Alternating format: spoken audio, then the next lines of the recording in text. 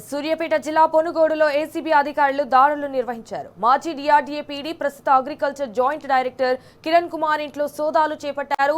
Kalwakurthy ADA కార్యాలయంలోనూ రికార్డులను తనిఖీ చేస్తున్నారు. ఇక ఫర్టిలైజర్ డీలర్లు పెద్ద రైతులతో సెటిల్మెంట్ కోసమే సూర్యాపేట పట్టణానికి దూరంగా ప్రైవేటు బిల్డింగ్ లో ఏడీఏ కార్యాలయం నిర్వహిస్తున్నారని ఆరోపణలైతే వినిపిస్తున్నాయి.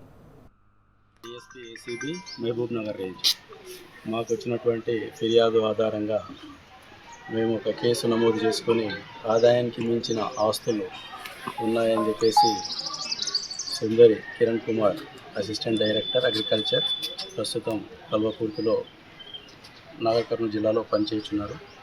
అట్టి వ్యక్తిపై ఆదాయానికి మించిన ఆస్తుల కేసు నమోదు చేసుకొని ఈరోజు ఉదయం అదుపులోకి తీసుకోవడం జరిగింది. అట్టి వ్యక్తి ఇంట్లో బంధువుల ఇంట్లో అత్తమామల ఇంట్లో అందరి ఇళ్లలో ఈ వెరిఫికేషన్ అనేది సర్చెస్ అనేవి నడుస్తూ ఉన్నాయి. ఆదాయానికి మించిన ఆస్తుల కేసులో సుందరి కిరణ్ కుమార్ బంధువుల ఇళ్లలో మొత్తం 7 టీమ్స్ సర్చెస్ వివిధ ప్రాంతాలలో సర్చెస్ చేయడం జరుగుతుంది.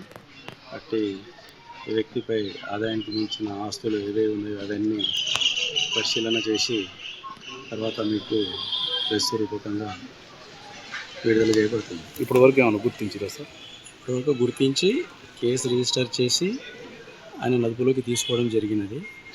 అవన్నీ ప్రాపర్టీ డాక్యుమెంట్స్, గోల్డ్ కానీ బ్యాంక్ బ్యాలెన్స్, లాకర్స్ అవన్నీ ఏమి అనేవి సర్చెస్లో అన్నీ బయటపడతాయి. అవన్నీ వెరిఫై చేసిన తర్వాత మీకు డీటెయిల్గా మళ్ళీ ఒకసారి మీ ప్రెస్ రూపకంగా పత్రికా ప్రకటన ఇవ్వబడుతుంది.